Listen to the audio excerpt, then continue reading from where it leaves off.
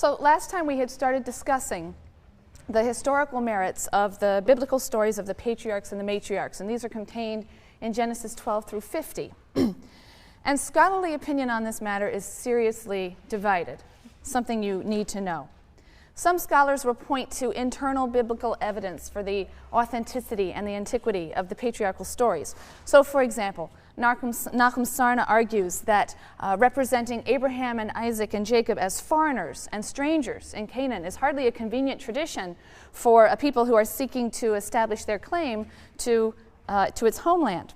And if this myth of origins were the fabrication of a later writer, then surely they would have written the story in such a way as to give their ancestors a less tenuous hold or connection to the land.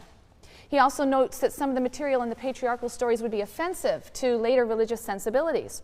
Jacob is married to two sisters simultaneously. That is something that is explicitly forbidden in the book of Deuteronomy. So why wouldn't a later writer have cleaned up this ancestral record if this were in fact something composed at a later period? Also, he notes that the representation of interethnic relationships in the patriarchal stories do not accord with the reality of a later period. So, for example, the Arameans are considered close kin to the Israelites. A wandering Aramean was my father, it says.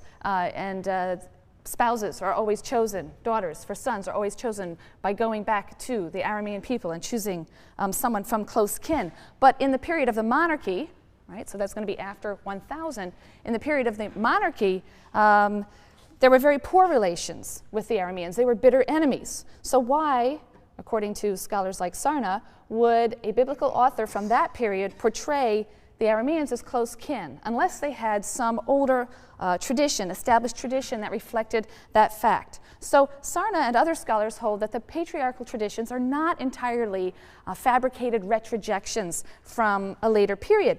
They contain authentic memories of an earlier historic situation.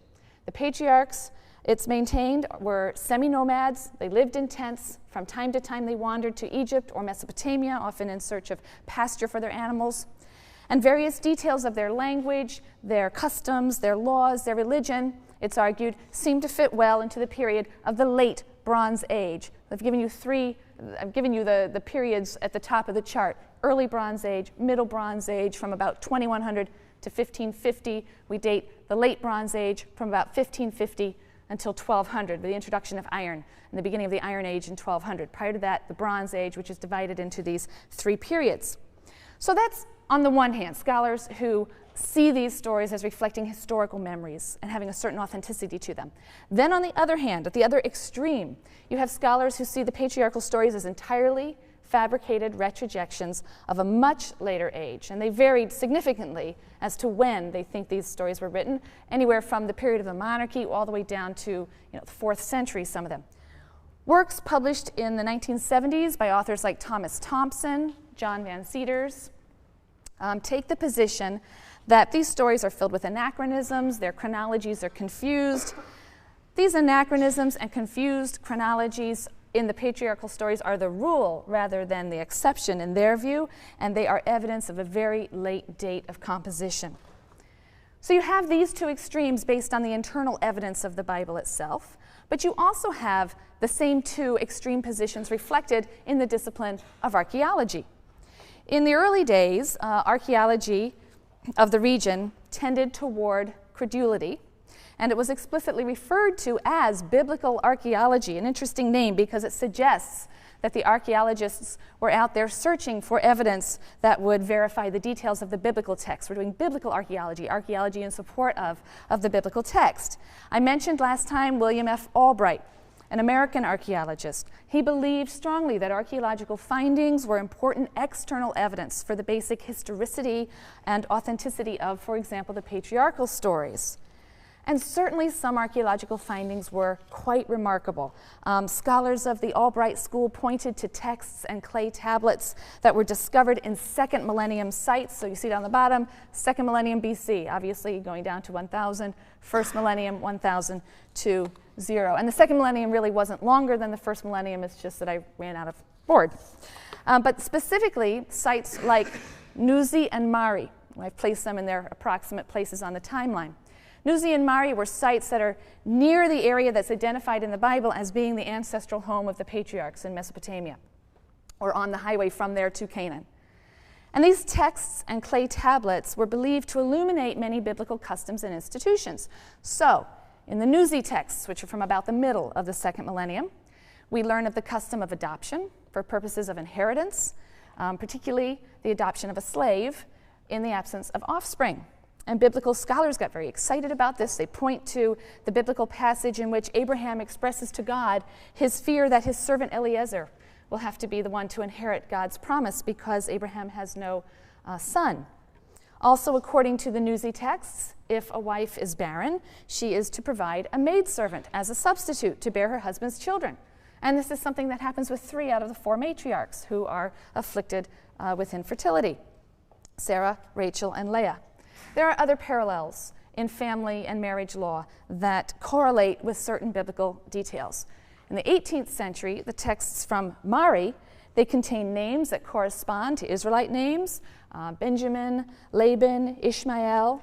So biblical scholars, buoyed up by these correlations between the archaeological finds, the texts found by archaeologists, and biblical stories, asserted that the patriarchs were real persons, and their customs and their legal practices and their social institutions could be verified against the backdrop of the second millennium as revealed by archaeological findings.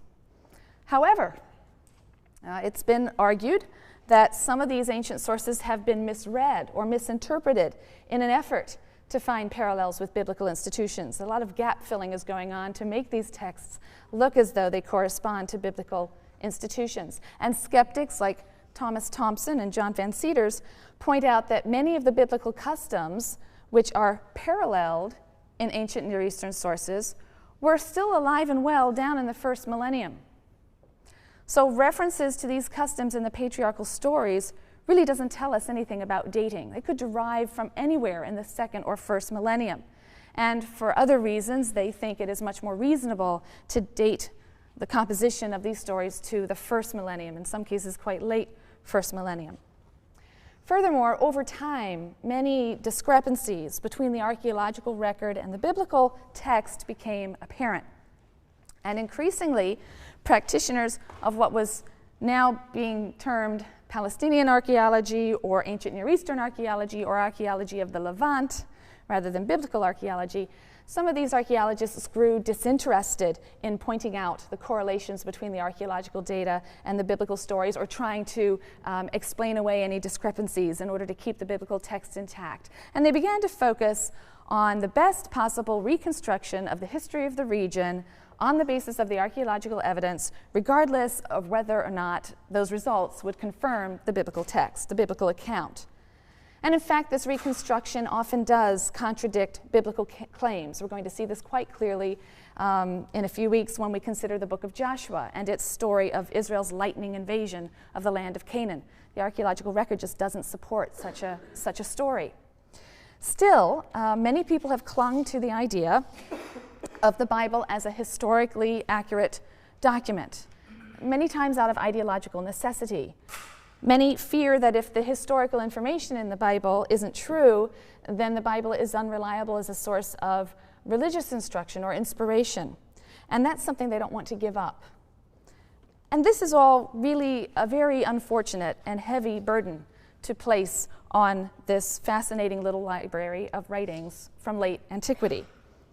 People who equate truth with historical fact will certainly end up viewing the Bible dismissively as a naive and unsophisticated web of lies, since it is replete with elements that cannot be literally true. But to view it this way is to make a genre mistake. Shakespeare's Hamlet, while set in Denmark, an actual place, is not historical fact. But that doesn't make it a naive and unsophisticated web of lies, because we accept when we read or watch Hamlet that it is not a work of historiography, a work of writing about history. It is a work of literature. And in deference to that genre and its conventions, we know and accept that the truths it conveys are not those of historical fact, but are social, political, ethical, existential truths. and the Bible deserves at least the same courteous attention to its genre. The Bible doesn't pretend to be, and it shouldn't be read as what we would call objective history. And to see the scare quotes, you should be looking up there so you see the scare quotes. Objective history. In other words, perhaps a bare narration of events. To be sure, we do find that some events that are mentioned in the biblical text correlate to events that we know of from sources outside the Bible. So, for example, Pharaoh Shishak's invasion of Palestine in 924. This is mentioned in the biblical text. It's mentioned in the Egyptian sources. There's a nice correlation. The destruction of the northern kingdom of Israel in 722. The capture of Jerusalem in 597. The destruction of the temple in Jerusalem in 586. These are all recorded in the biblical text, and they are in Assyrian and Babylonian records as well as other events from the period of the monarchy. So as a result, because of these correlations, many scholars are willing to accept the general biblical chronology of the period from the monarchy on. Starting about 1000 on, they accept that general chronology, the sequence of kings and battles and so on. But ultimately, it is a mistake, I think, to read the Bible as a historical record. The Bible is literature. Its composition is influenced and determined by literary conventions and goals.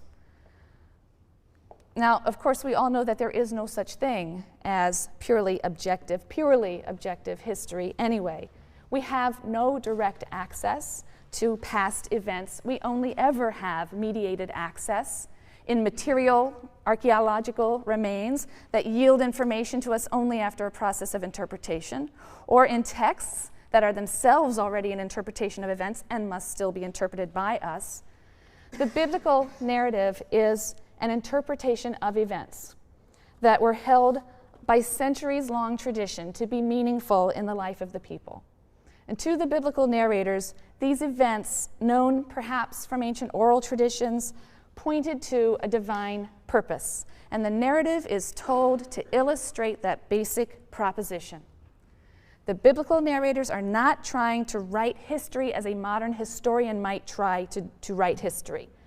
They are concerned to show us what they believe to be the finger of God in the events and experiences of the Israelite people. One scholar, Mark Brettler, whose name I've also put up here, Mark Brettler notes that in the Bible, the past is refracted through a theological lens, if not a partisan political ideological lens. But then all ancient historical narrative is written that way, and one could argue all contemporary historical narrative is written that way. With due caution, we can still learn things from texts, ancient and modern. We can still learn things about Israel's history from the biblical sources, just as classical historians have learned a great deal about classical history, Greece and Rome, despite or through the tendentious, partisan, and ideologically motivated writings of classical writers. So our discussion of the patriarchal stories is going to bear all of these considerations in mind. We're not going to be asking whether these stories are historically accurate. I'm going to assume they are not. And once we rid ourselves of the burden of historicity, we're free to appreciate the stories for what they are. Powerful, powerful narratives that must be read against the literary conventions of their time, and whose truths are social, political, moral, and existential. So what are these truths? We'll begin to answer this question. You'll spend the rest of your life finishing the process of answering this question.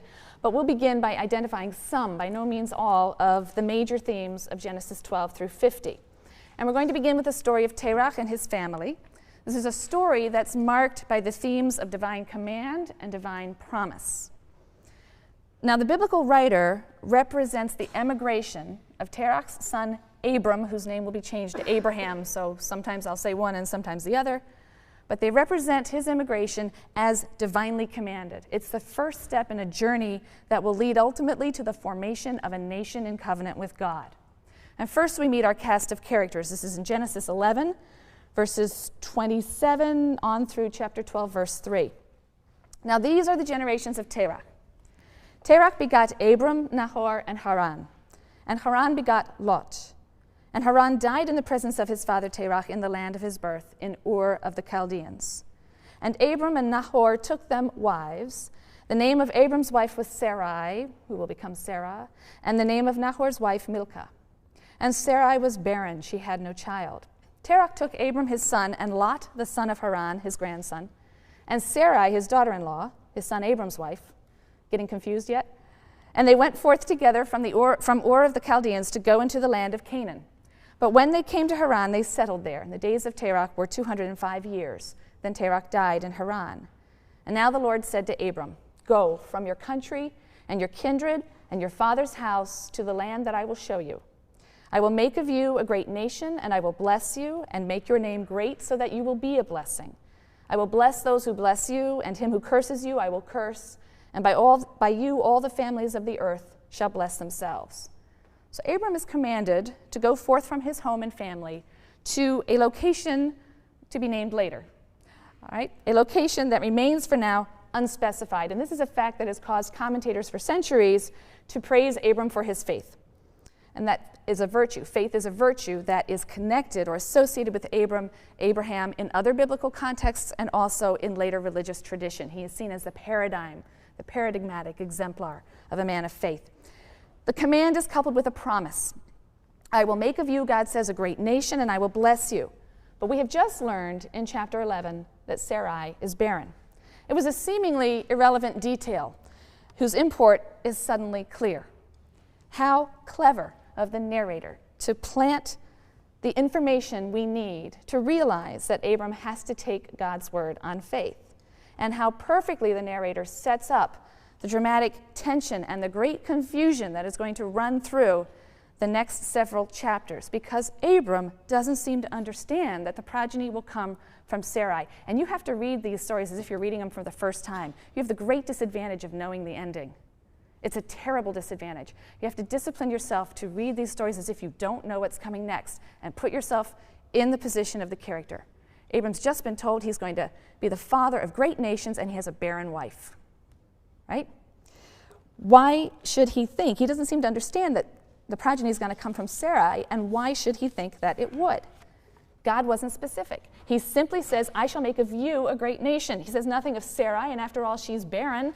So Abram may be forgiven for thinking that perhaps some other mate awaits him. And so he surrenders her easily to other men, to Pharaoh of Egypt immediately, following this scene in the next chapter. This scene in chapter 11, immediately after that in Egypt, he surrenders her. He willingly accepts Sarai's offer of a handmaid, Hagar, to bear a child, Ishmael, in Sarai's place. How cleverly the narrator leads us with Abram to pin our hopes on Ishmael as the child of the promise.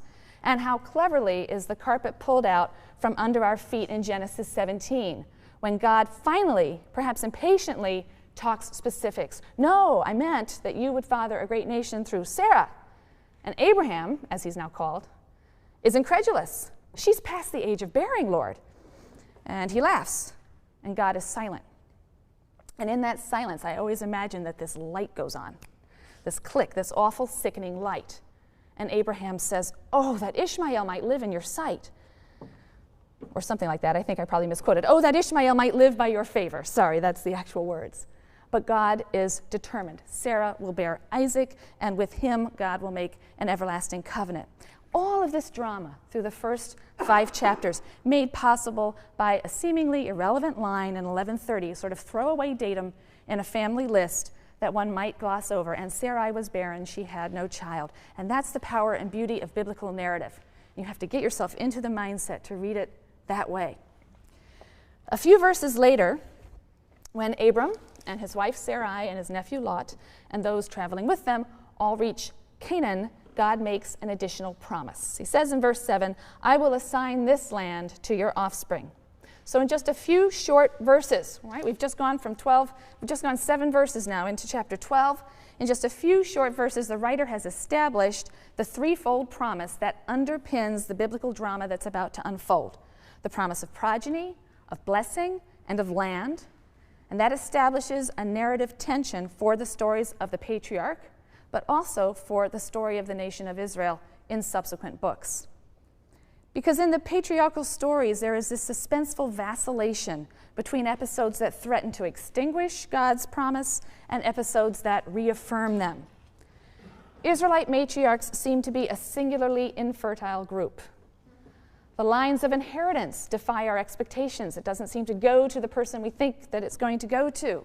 The process by which the promise is fulfilled is halting and tortuous at times. We're going to look at one example of an episode in which the promise is affirmed and or confirmed, reaffirmed, and an example of an episode in which the promise is supremely threatened. In Genesis 15, God's promise to Abraham is formalized in a ritual ceremony. God and Abraham are said to cut a covenant. That's the verb that's used in making a covenant. And covenant is a central biblical concept. The Hebrew word for covenant, which I've written over here, is brit. It means vow, promise, perhaps contract, agreement, or pact. Parallels to the biblical covenant have been pointed out by many ancient Near Eastern historians and scholars. We have in our ancient Near Eastern texts, and we'll come back to these in more detail when we get into Exodus, but we have in our ancient Near Eastern texts two main types of covenant, a suzerainty covenant and a parity covenant. As you can imagine from the name, a suzerainty covenant is a covenant in which a superior party, a suzerain, dictates the terms of a political treaty, usually, and an inferior party obeys them. And the arrangement primarily serves the interests of the suzerain, right, and not the vassal or the subject. In a parity covenant, you have really two equal parties who both agree to observe the provisions of some kind of treaty. Now, there are 4 major covenants in the Hebrew Bible. They're initiated by Yahweh as expressions of divine favor and graciousness. And 2 of these appear in Genesis. We've already seen one, the Noahide covenant, and the Abrahamic covenant, which we're looking at now. Now, the Noahide covenant in Genesis 9, verses 1 through 17, is universal in scope, that encompasses all life on earth. It stresses the sanctity of life, and in this covenant, God promises never to destroy all life again. By contrast, the Abrahamic covenant is a covenant with a single individual. So we've gone from a covenant with all of humanity to a covenant with a single individual, and it looks very much like an ancient Near Eastern suzerainty covenant. God appears as a suzerain. He's making a land grant to a favored subject, which is very often how these work. And there's an ancient ritual that ratifies the oath.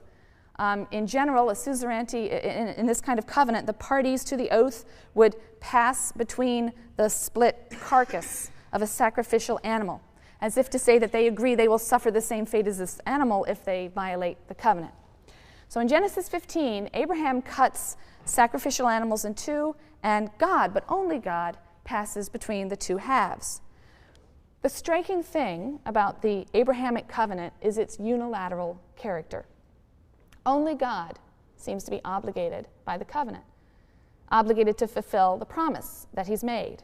Abraham doesn't appear to have any obligation in return.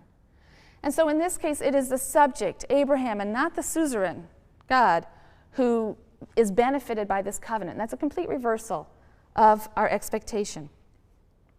Note also that the biblical writer goes out of his way to provide a moral justification for this grant of land to Israel. In the biblical writer's view, God is the owner of the land, and so he is empowered to set conditions or residency requirements for those who would reside in it, like a landlord. The current inhabitants of the land are polluting it, filling it with bloodshed and idolatry. And when the land becomes so polluted, completely polluted, it will spew out its inhabitants. That process, God says, isn't complete. So Israel's going to have to wait, right? The lease isn't up yet, and the Israelites will have to wait. He says in Genesis 15, verse 16, the iniquity of the Amorites will not be fulfilled until then. So here and in other places in the Bible, it's clear that God's covenant with Israel is not due to any special merit of the Israelites or favoritism. This is actually said explicitly in Deuteronomy. Rather, God is seeking replacement tenants who are going to follow the moral rules of residence that he has established for his land. Genesis 17 seems to be a second version of the same covenant. This time, scholars attribute it to P, the priestly writer, the P source. And there are some notable differences emphasizing themes that were important to the priestly writer. So, God adds to the promises in Genesis 17 that a line of kings will come forth from Abraham, and then that Abraham and his male descendants be circumcised as a perpetual sign of the covenant. So here there is some obligation for Abraham. Thus shall my covenant be marked in your flesh as an everlasting pact. Failure to circumcise is tantamount to breaking the covenant, according to the text. Now, circumcision is known in many of the cultures of the ancient Near East. It's generally a rite of passage that was performed at the time of puberty, rather than a ritual that was performed at birth, 8 days after birth. So that's unusual in the Israelite context to have it occur with infants. But as is the case with so many biblical rituals or institutions or laws, whatever their original meaning or significance in the ancient world, whether this was originally a puberty rite or a fertility rite of some kind, the ritual has been suffused with a new meaning in our texts. And so circumcision is here infused with a new meaning. It becomes a sign of God's eternal covenant with Abraham and his seed. So these texts are typical of affirmations of God's promise. But despite them, the patriarchal episodes or stories are peppered with episodes in which the realization of the promise and blessing is threatened. In chapter 12, Abram surrenders his wife Sarai to Pharaoh in order to advance his position among the Egyptians, plausibly not knowing that it is Sarai who is supposed to bear the child of God's promise. As I said, that's left unclear until chapter 17, when God says, no, you misunderstood, I meant Sarai. God intervenes, however, and returns Sarah to Abraham. Sarai's barren state really casts a shadow over the promise from the very beginning of the story of Abraham and Sarai. Desperate, Sarah takes advantage of the custom that is attested in the ancient world of giving her Egyptian handmaid, Hagar, to Abraham to bear a child in her stead. But Hagar apparently lords this over her mistress, and an embittered Sarah forces her from the house.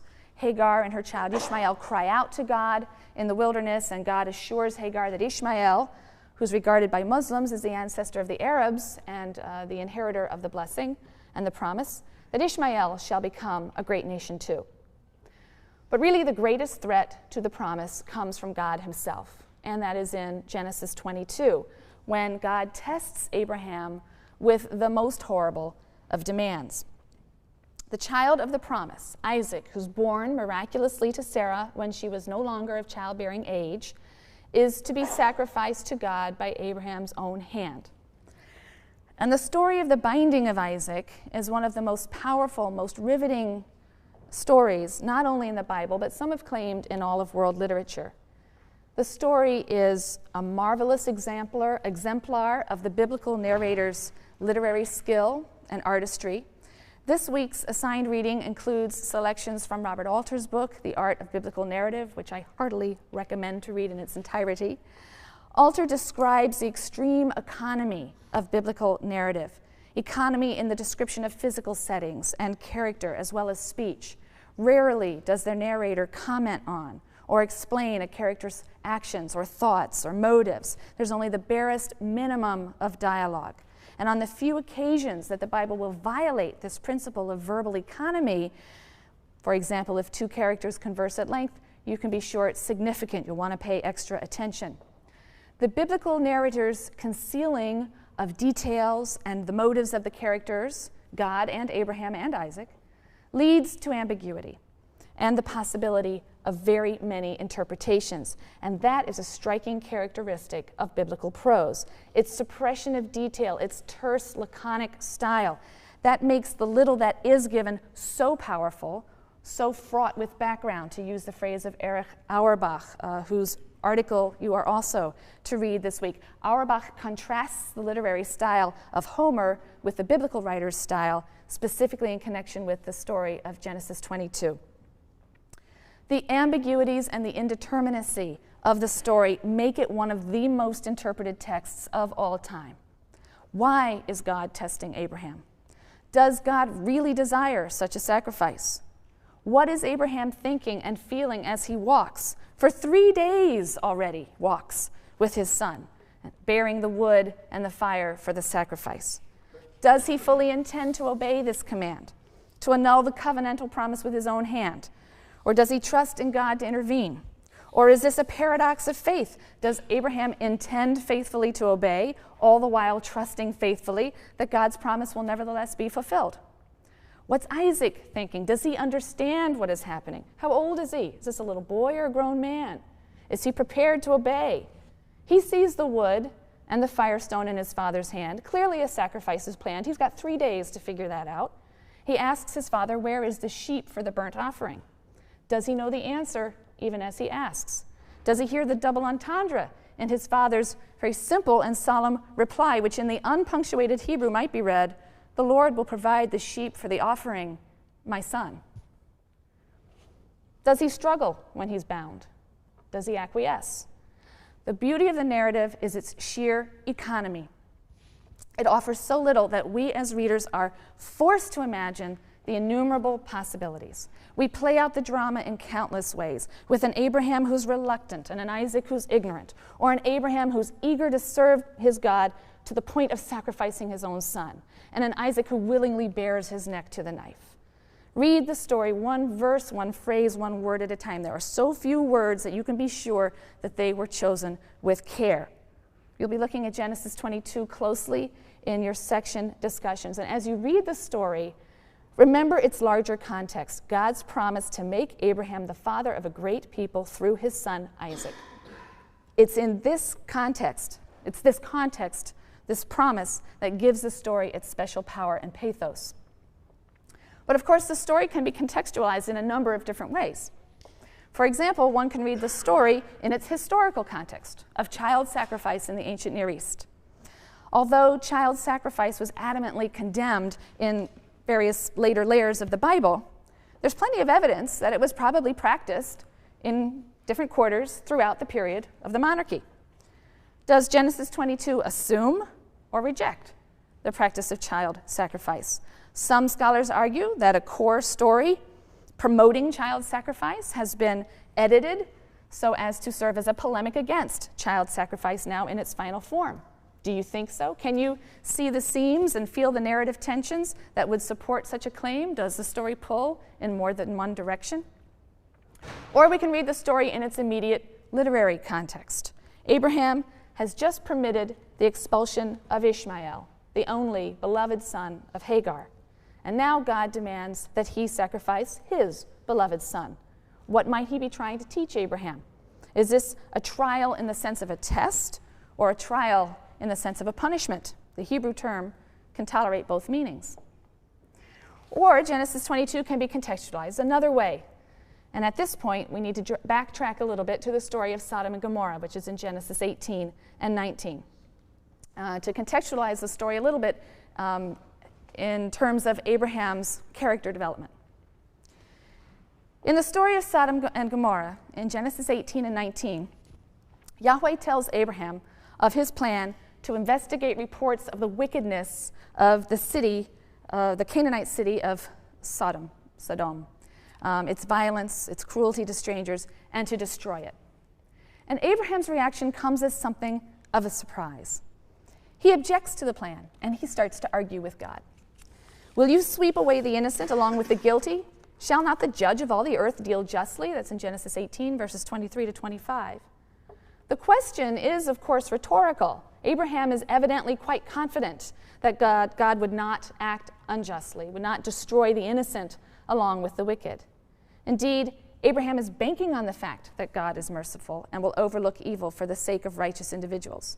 And so Abraham haggles with God for the lives of the innocent. Shall not the judge of all the earth deal justly? And the Lord answered, if I find within the city of Sodom 50 innocent ones, I will forgive the whole place for their sake. Abraham spoke up, saying, here I venture to speak to my Lord, I who am but dust and ashes. What if the 50 innocent should lack 5?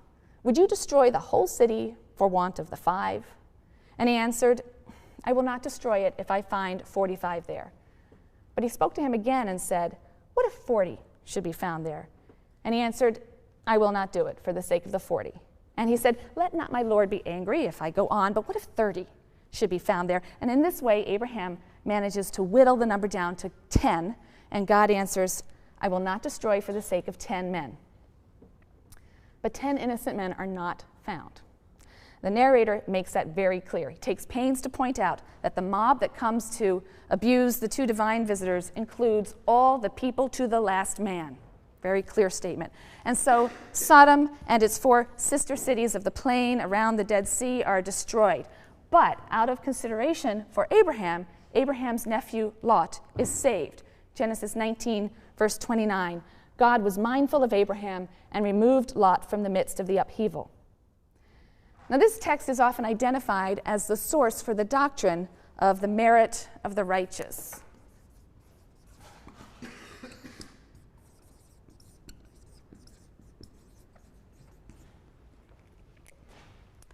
Which is the idea that someone who is not righteous is spared for the sake of or on account of the accrued merit of one who is righteous. So Lot himself is no prize, but he is spared on Abraham's account. It's an idea that will have repercussions in later biblical thought. In this story, we see Abraham rising to the defense of a thoroughly wicked and reprehensible group of people, arguing quite pointedly that the innocent should never be wantonly destroyed. Can this be the same Abraham who, a few chapters later, when told to slaughter his only son, his perfectly innocent and presumably deeply loved son, not only makes no objection, but rises early in the morning to get started on the long journey to the sacrificial site? What are we to make of the juxtaposition of these two stories? Which represents behavior more desirable to God? Before leaving this story, I just want to make two quick comments. First, I've included in your reading packet, and it's uploaded on the website, a very interesting article by a writer who relates her efforts since childhood to understand why Lot's wife should have been turned into a pillar of salt as punishment for looking back as she fled from her burning home. It's not a biblical scholar, but someone who's simply reading the text and reacting to the text.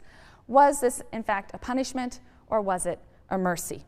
Second, the story of Sodom and Gomorrah has often been cited as a biblical condemnation of homosexuality, as if the Sodomites were condemned to destruction because of homosexual behavior. And in fact, the very terms sodomy and sodomize represent this interpretation. But the idea that the fundamental sin of Sodom was homosexual behavior is not present in the Hebrew Bible. It appears only in later documents. It's found in the Christian New Testament, in the book of Jude, chapter 7, verse 2, book of Peter, chapter 2, verses 6 through 10, and subsequent interpretations. The Sodomites, like the generation of the flood, stand condemned by the outcry against them, particular Hebrew word that's used to refer to outcry. It's a term that's generally associated with the appeal of victims of violent oppression, bloodshed, injustice. The Sodomites, God hears this outcry of victims against the Sodomites. The Sodomites' violation of the unwritten desert law of hospitality to strangers, their violent desire to abuse and gang rape the strangers that they should have been sheltering. This is merely one instance of a pattern of violent brutality.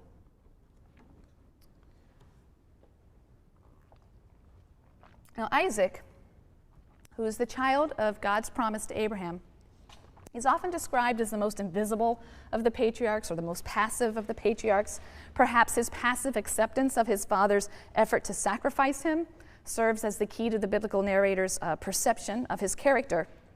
By contrast, his wife Rebekah is often described as the most determined and energetic of the matriarchs. She runs to extend hospitality to a stranger. She quickly draws water for him. She quickly draws water for his camels and waters them all. She seems to run everywhere, and she does all this not knowing that the man she greets is the servant of Abraham who's come to seek a wife for his master's son, Isaac. Rebekah herself personally accepts the offer of an unknown bridegroom in a faraway land and overrides the urgings of her mother and her brother to delay her departure. No, she says, I'm ready to go. I'll go now. There's a very moving conclusion to the betrothal story. We read in Genesis 24, verse 67, that Isaac brought Rebekah into the tent of his mother Sarah, and he took Rebekah as his wife. Isaac loved her and thus found comfort after his mother's death. But like the other matriarchs, Rebekah is barren. So Isaac pleads with the Lord for a child on her behalf, and Rebekah becomes pregnant with twins. The older child is Esau. Esau will be the father of the Edomites, and the younger is Jacob, who will be the father of the Israelites. Now, Jacob is the most fully developed, the most colorful, and the most complex of the patriarchs. Jacob has long been identified by commentators as the classic trickster, a type that we know from folklore. Mark Brettler has described the Jacob stories as a kind of morality tale, the main message of which is trick and you shall be tricked. Jacob tricks his brother out of his birthright, and in turn is tricked by his brother-in-law, his wife, and later his own sons. How much of Jacob's trickery is really necessary? After all, Rebekah, who suffers tremendous pain during her pregnancy, is told by God that the twins who are fighting and struggling for priority in her womb will become two nations, the older of which will serve the younger. That happens in Genesis 25, verse 23.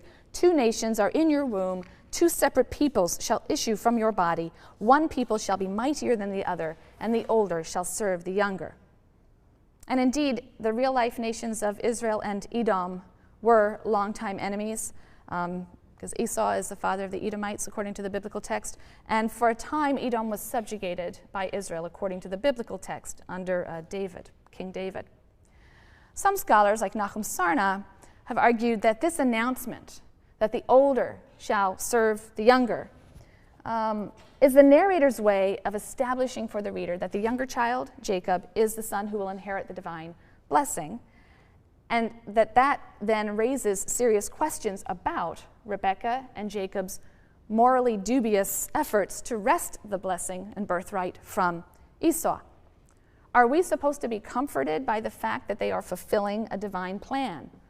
Are we supposed to conclude that it's all right to fulfill a divine plan by any means, fair or foul?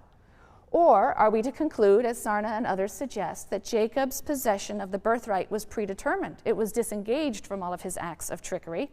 And if so, then Jacob's efforts are indicative of a deceitful and narcissistic personality. He takes advantage of Esau's hunger, offering him a pot of lentil stew in exchange for the birthright. He and Rebekah plot to deceive Isaac in his dotage into bestowing the blessing of the firstborn on Jacob instead of Esau. So perhaps by informing us that Jacob had been chosen from the womb, the narrator is able to paint a portrait of Jacob at this stage in his life as grasping and faithless, a great contrast to his grandfather Abraham. Now, Jacob's poor treatment of his brother Esau earns him Esau's enmity, and Jacob finds it expedient to leave Canaan and remain at the home of his mother's brother, Laban. On his way east back to Mesopotamia from Canaan, where Laban resides in Mesopotamia, Jacob has an encounter with God. At a place called Luz, Jacob lies down to sleep, resting his head on a stone, and he has a dream in which he sees a ladder. The ladder's feet are on the earth, it reaches to heaven, and there are angels ascending and descending on the ladder. And in the dream, Yahweh appears, or God appears to Jacob, and reaffirms the Abrahamic or patriarchal covenant. He promises land, posterity, and in addition, Jacob's own safety, his own personal safety, until he returns to the land of Israel. And Jacob is stunned. We read in Genesis 28, verses 16 and 17. Jacob awoke from his sleep and said, "Surely the Lord is in this place, and I did not know it." Shaken, he said, "How awesome is this place! This is none other than the abode of God, and that is the gateway to heaven." The stone that served as his pillow, he then sets up as a cultic pillar, some sort of memorial stone. He sanctifies the stone with oil, and he renames the site Beth-El, Beit-El, which means the house of God. But it's significant that despite this direct vision, Jacob, so unlike Abraham, is still reluctant to rely on God and his promise. And he makes a conditional vow. If God remains with me, and if he protects me on this journey that I am making, and gives me bread to eat and clothing to wear, and if I return safe to my father's house, the Lord shall be my God. And this stone, which I have set up as a pillar, shall be God's abode, and of all that you give me, I will set aside a tithe for you. So where once God had tested Abraham, it seems now that Jacob is almost testing God. If you can do all this, fine, you can be my God. Well, Jacob spends some 14 years in the household of his uncle, his mother's brother, Laban. And Jacob meets Laban's 2 daughters. Leah is the elder daughter, and Rachel is the younger. And he soon loves Rachel. He agrees to serve Laban for 7 years for the hand of the younger daughter, Rachel. When the 7 years pass, Laban deceives Jacob and gives him the elder daughter Leah. Jacob, the trickster, is furious at having been tricked himself, and in much the same way, an older and a younger sibling are one disguised as the other or wearing the covering of the other, just as he tricked his own father. But he is willing to give 7 years more service for Rachel. Rachel, Leah, and their 2 handmaidens will conceive 1 daughter and 12 sons, from whom will come the 12 tribes of Israel. But it's the 2 sons of Rachel, the beloved wife, the 2 sons of Rachel, Joseph and Benjamin, who are the most beloved to Jacob. Jacob determines finally to leave Laban and return to Canaan. And there's one final remarkable incident in Jacob's life that occurs on his return journey. It's an incident that most readers associate with a significant transformation in his character. And that is Jacob's nighttime struggle with a mysterious figure who in some way is representative of God. And this struggle occurs as he is about to cross the river Jabbok and reconcile himself with his former rival and enemy, Esau. Jacob has set everyone on ahead, his wives, his children, his household, his possessions. He's standing alone at the river. And we read Genesis 32, verses 25 to 33. A man wrestled with him until the break of dawn. When he saw that he had not prevailed against him, he wrenched Jacob's hip at its socket, so that the socket of his hip was strained as he wrestled with him. And then he said, "Let me go, for dawn is breaking." But he answered, "I will not let you go unless you bless me." Said the other, "What is your name?" He replied, "Jacob." Said he, "Your name shall no longer be Jacob, but Israel, for you have striven with God and men and have prevailed." Jacob asked, "Pray tell me your name." But he said, "You must not ask my name." And he took leave of him there. So Jacob named the place Peniel, meaning, "I have seen a divine being face to face, yet my life has been preserved." The sun rose upon him as he passed Peniel, limping on his hip. Many scholars, Michael Coogan and others, see this story as an Israelite adaptation of popular stories of river gods who threaten those who wish to cross the river, or trolls or ogres who guard rivers and have to be defeated by a hero, making the river safe to cross. And in its Israelite version, however, this story is historicized. It serves an ideological function. So it's associated with one particular character at a historical time, and it serves to explain why the Israelites abstain from eating the sciatic nerve of an animal, even to this day. We also learn how Peniel gets its name. We learn how Israel gets his name. Names are an important theme of this story. In the biblical context, names encapsulate the essence of their bearer. Naming something or knowing the name of something gives one control over or power over that thing. And that's why the stranger will not reveal his name to Jacob. It would give Jacob power over him. Jacob's own name is the occasion for some punning in this story. His name is built on this root, Yaakov. It means to supplant or uproot. He emerges from the womb grasping his brother's heel. Akiv here, the word for heel, is based on that root. It's part of his effort to supplant Esau right at birth, and he continues that effort at supplanting through his early life. The writer makes that explicit in Genesis 27, verse 36, when Esau cries out, "Was he then named Yaakov that he might supplant me these 2 times? Yes. And in this chapter, Jacob wrestles. The word for wrestle is built on this root, just switching 2 letters. He wrestles with the mysterious divine being at the Jabbok River. So you see all of this punning with the name. Jacob's very name hints at and foreshadows the struggling, the wrestling, the trickery that are the major themes of his life. But his striving has reached a climax here. And so the angel names him Israel, which means he who has striven with God. Because, as the stranger says, he has striven and wrestled all his life with men, particularly his brother, and now with God. El means God. It's the name of the chief god of the pantheon of Canaan. Yisrael, he who has struggled with God. We'll talk about the way in which the change of name means a change of character, change of essence for the patriarch when we return.